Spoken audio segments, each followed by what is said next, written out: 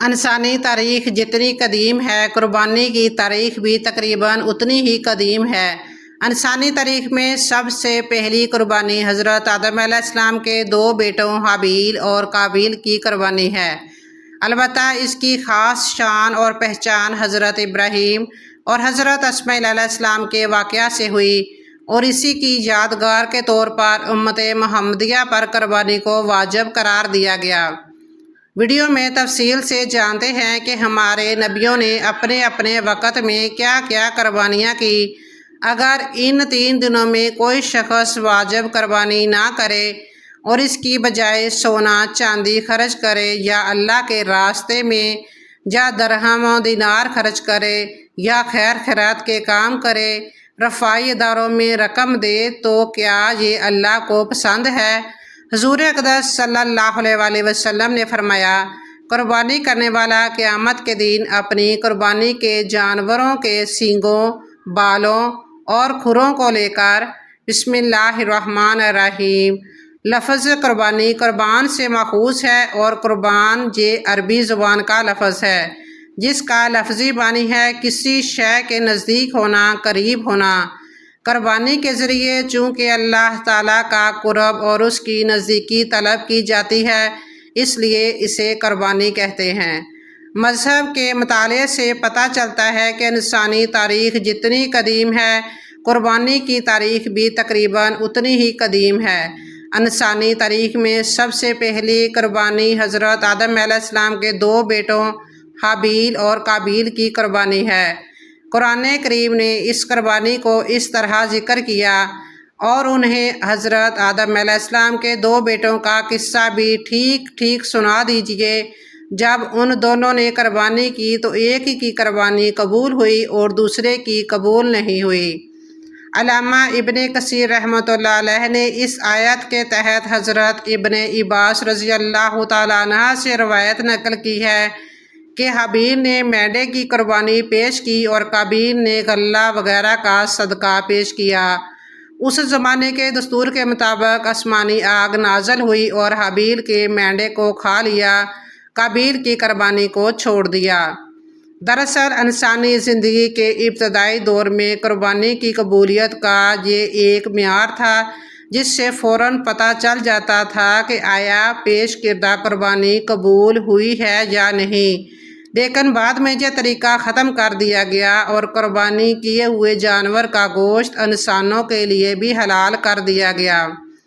ارشاد باری تعالیٰ ہے، اور جب قربانی کے بعد ان کی پیٹھیں زمین پر ٹک جائیں تو ان میں سے خود بھی کھاؤ اور ان کو بھی کھلاؤ جو قناعت کیے بیٹھے ہیں، اور ان کو بھی جو اپنی حاجت پیش کر دیں۔ قربانی کا حکم تمام امتوں کے لیے ہے۔ قربانی قدیم عبادت ہے، تمام امتوں میں ہمیشہ سے رائج رہی ہے۔ قرآن حکیم اجمالی طور پر اس جانب ہماری رہنمائی کرتا ہے۔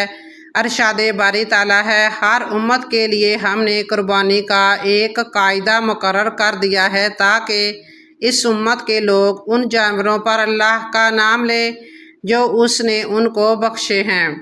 معلوم ہوا کہ ہر مذہب اور شریعت میں قربانی کسی نہ کسی حیثیت سے مشروع رہی ہے، البتہ سابقہ ادیان اور شریعتوں اور دین اسلام میں قربانی کے احکام، طور طریقے اور اس کی جزیات میں کچھ فرق و امتیاز پایا جاتا ہے۔ اس اجمالی بیان کے علاوہ تفصیلی طور پر اگر تاریخ کا مطالعہ کریں تو تمام ہی آسمانی مذاہب میں قربانی کا تذکرہ ملتا ہے۔ حضرت یعقوب علیہ السلام اور حضرت موسیٰ علیہ السلام کا اپنے اپنے وقتوں میں جانوروں کی قربانی کرنا توریت سے ثابت ہے۔ حضرت سلیمان علیہ السلام کے بارے میں گھوڑوں کی قربانی کا ثبوت ملتا ہے۔ موجودہ بائبل میں قربانی کا تذکرہ موجود ہے۔ عیسائی مذہب کا دار و مدار قربانی پر ہے۔ جو مذاہب آسمانی نہیں ہیں ان میں بھی چند ایک کے علاوہ باقی سب کے یہاں قربانی کا تصور ملتا ہے۔ ہندوستانی مذاہب میں سب سے قدیم ہندو مت ہیں۔ اس مذہب میں قربانی بینٹ، بلیہ دان، معرفت الہی، نجات اور نروان کا سبب ہے۔ ان کے اعتقاد کے مطابق اس کے ذریعے ان کی مرادیں بر آتی ہیں اور ضرورتیں پوری ہوتی ہیں۔ مشرکین مکہ بھی قربانی کرتے تھے، مگر وہ جب کسی بت کے نام قربانی کا جانور ذبح کرتے تو اس کا گوشت اس کے سامنے رکھ دیتے اور اس کا خون بت کے جسم پر مل دیتے، اور جب وہ اللہ کے نام کی قربانی کرتے تو گوشت خود کھا لیتے اور اس کا خون کعبہ کی دیواروں پر مل دیتے تھے اور سمجھتے تھے کہ یہ خون اللہ تک پہنچ گیا ہے اور ہماری قربانی قبول ہو گئی ہے۔ اللہ تعالیٰ نے ان کے اس باطل اعتقاد کی تردید کی اور قربانی کی اصل روح کو بیان کرتے ہوئے فرمایا، نہ ان کے گوشت اللہ کو پہنچتے ہیں نہ ہی خون، مگر اسے تمہارا تقویٰ پہنچتا ہے۔ رسول اللہ صلی اللہ علیہ وآلہ وسلم سے صحابہ کرام رضی اللہ تعالیٰ عنہ نے عرض کیا کہ یا رسول اللہ صلی اللہ علیہ وآلہ وسلم، یہ قربانیاں کیا ہیں؟ آپ صلی اللہ علیہ وآلہ وسلم نے ارشاد فرمایا، یہ حضرت ابراہیم علیہ السلام کی سنت ہے۔ محترم ناظرین، یہ قربانی حضرت ابراہیم علیہ السلام اور حضرت اسماعیل علیہ السلام کی قربانی کی یادگار ہے، جس کی تفصیل کچھ اس طرح ہے۔ حضرت ابراہیم خلیل اللہ علیہ السلام جلیل القدر نبی و پیغمبر ہیں۔ اولاد آدم کی سب سے عظیم قربانی سیدنا حضرت ابراہیم علیہ السلام کی ہے۔ حضرت ابراہیم علیہ السلام نے خواب میں دیکھا تھا کہ میں اپنے بیٹے حضرت اسماعیل علیہ السلام کو ذبح کر رہا ہوں۔ نبیوں کا خواب سچا اور اللہ تعالیٰ کی جانب سے ہوتا تھا، چنانچہ صبح حضرت ابراہیم علیہ السلام نے اپنے بیٹے حضرت اسماعیل علیہ السلام سے فرمایا، بیٹے میں نے ایک خواب دیکھا ہے جس میں اپنے ہاتھ سے تجھے باحکم الہی ذبح کر رہا ہوں۔ قرآن کریم میں اللہ تعالیٰ نے اس قربانی کا ان الفاظ میں ذکر فرمایا ہے، اے میرے بیٹے، میں دیکھتا ہوں خواب میں کہ میں آپ کو ذبح کرتا ہوں، پس بیٹا آپ کی کیا رائے ہے؟ بیٹے نے کیا ہی خوب جواب دیا، ابا جان، آپ کو جو حکم ہوا ہے اس پر عمل کر گزریے، آپ مجھے انشاءاللہ صبر کرنے والوں میں سے پائیں گے۔ چنانچہ حضرت ابراہیم علیہ السلام نے اپنے بیٹے حضرت اسماعیل علیہ السلام کو مکہ مکرمہ سے لے کر چلے اور مینا میں ذبح کرنے کی نیت سے ایک چھری ساتھ لی۔ جب مینا میں داخل ہونے لگے، آپ کے بیٹے کو شیطان بہکانے لگا۔ حضرت ابراہیم علیہ السلام کو پتہ چلا تو شیطان کو اللہ اکبر کہہ کر 7 کینکریاں ماری، جس کی وجہ سے وہ زمین میں دھنس گیا۔ دونوں باپ بیٹے آگے بڑھے تو پھر زمین نے اسے چھوڑ دیا۔ کچھ دور جا کر شیطان پھر بہکانے لگا تو حضرت ابراہیم علیہ السلام نے پھر اسے اللہ اکبر کہہ کر 7 کینکریاں ماری، وہ پھر زمین میں دھنس گیا۔ یہ دونوں آگے بڑھے، زمین نے اسے چھوڑ دیا تو یہ شیطان پھر سے ورگلانے لگا۔ حضرت ابراہیم علیہ السلام نے پھر اسے اللہ اکبر کہہ کر 7 کینکریاں ماری، وہ پھر زمین میں دھنس گیا۔ اس کے بعد آگے بڑھ کر حضرت ابراہیم علیہ السلام نے اپنے بیٹے کو پیشانی کے بال لوٹا دیا۔ ایک بزرگ نے فرمایا، تیسری دفعہ شیطان عورت کی شکل میں حضرت حاجرہ علیہ السلام کے پاس آیا اور کہا، تمہیں معلوم ہے کہ یہ اسماعیل کو کہاں لے گئے ہیں؟ حضرت حاجرہ علیہ السلام نے فرمایا، حضرت ابراہیم علیہ السلام اپنے دوست سے ملنے گئے ہیں۔ تو شیطان نے کہا، وہ تو اسے ذبح کرنے لے گئے ہیں۔ حضرت حاجرہ علیہ السلام نے فرمایا، ایسا نہیں ہو سکتا، تو شیطان خبیث کے منہ سے نکل گیا، اللہ کا حکم ہے۔ حضرت حاجرہ کا یہ جواب تھا، اگر اللہ نے حکم دیا ہے تو ایک اسماعیل تو کیا 100 اسماعیل بھی قربان ہیں۔ اس کے بعد حضرت ابراہیم علیہ السلام نے اپنے بیٹے کو پیشانی کے بال لٹا دیا۔ ابھی ذبح کرنے نہ پائے تھے کہ آسمان سے ندا آئی، یا ابراہیم قد صدقت الرؤیا، یعنی اے ابراہیم تم نے اپنا خواب سچا کر دکھایا۔ پھر اللہ نے ایک مینڈا بھیجا جسے اپنے بیٹے کی جانب سے حضرت ابراہیم علیہ السلام نے ذبح کر دیا۔